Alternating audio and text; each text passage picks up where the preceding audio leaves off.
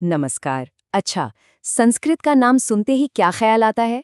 बहुत सारे नियम, मुश्किल व्याकरण, है ना? कई लोगों को लगता है कि ये बहुत कठिन भाषा है, लेकिन आज हम इसी धारणा को तोड़ने वाले हैं।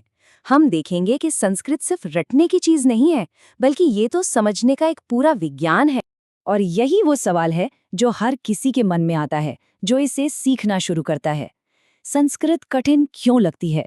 वो धातु रूप और शब्द रूप की लंबी लंबी लिस्ट, उन्हें देखकर ऐसा लगता है मानो सामने एक बहुत बड़ी दीवार खड़ी कर दी गई हो। लेकिन सवाल ये है कि क्या सच में ये भाषा की गलती है? तो ये कहानी ना एक खोज की है, एक टीचर की कहानी जो अपने स्टूडेंट्स की इसी परेशानी से जूझ रहे थे और उन्हें इसका जवाब एक ऐसी जगह से मिला जिसकी किसी ने उम्मीद नहीं की थी। उन्होंने पाया कि अरे, दिक्कत तो भाषा में है ही नहीं, दिक्कत तो उसे सिखाने के तरीके में है। और यकीन मानिए, इस एक खोज ने पढ़ाने का पूरा तरीका ही बदल कर रख दिया।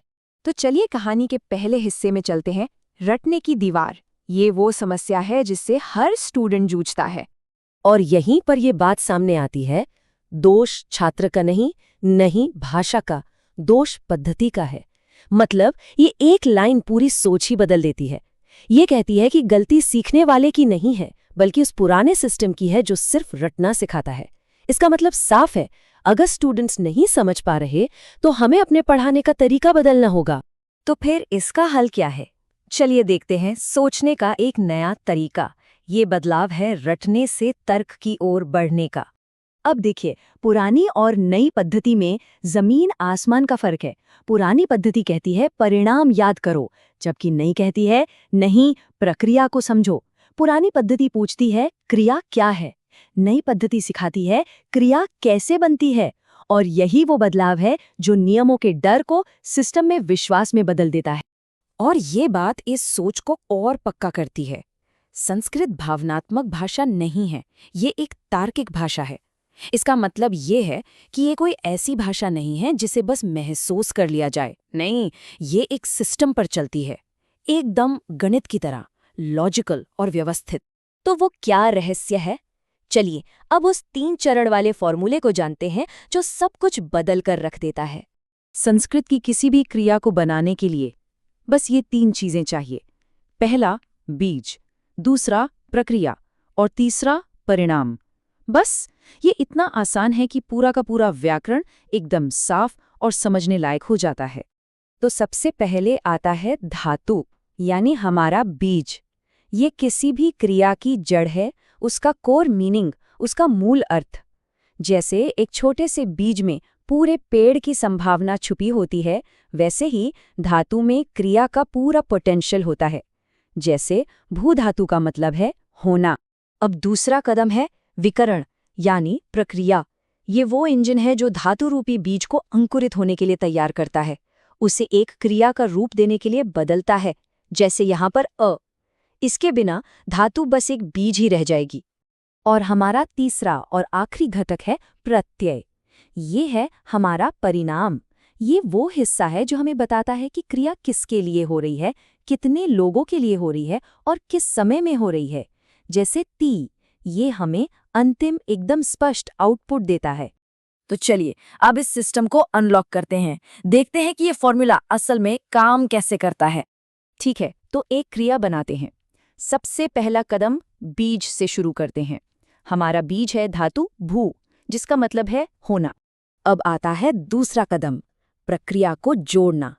हम अपने बीज भू में प्रक्रिया यानी विकरण अ को जोड़ते हैं और संस्कृत के ध्वनि नियमों यानी संधि के हिसाब से भू और अ मिलकर बन जाते हैं भव। तो अब हमारी क्रिया का आधार तैयार है। और अब आखिरी कदम, परिणाम पाना। हम भव में प्रत्यय ती जोड़ते हैं, जो दिखाता है कि काम किसी एक व्यक्ति के लिए हो रहा है। तो भव और ती मिलकर बन गया भवती।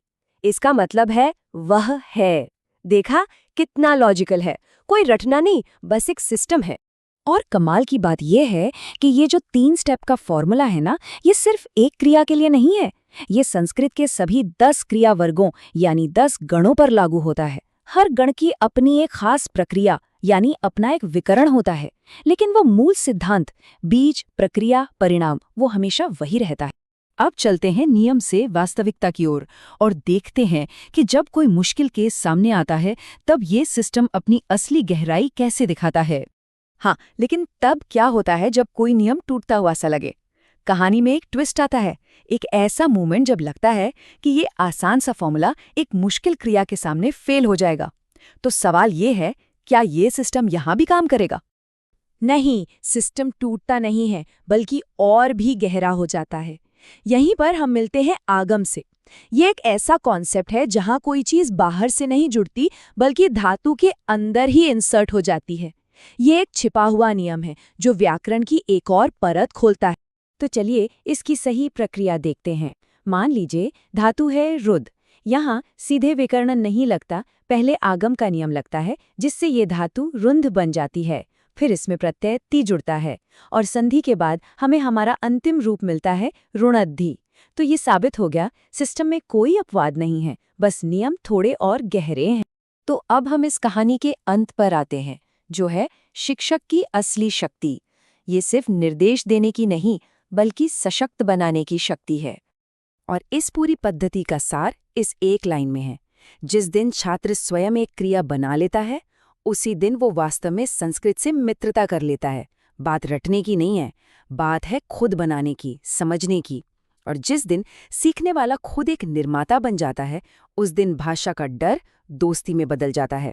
तो आखिर में एक सवाल सबके लिए, क्या हो अगर सीखने में सबसे बड़ी रुकावट खुद वो सब्जेक्ट न हो, बल्कि उसे कैसे सीखना है इसके बारे में जो कहानियां हमें बताई जाती हैं वो हो?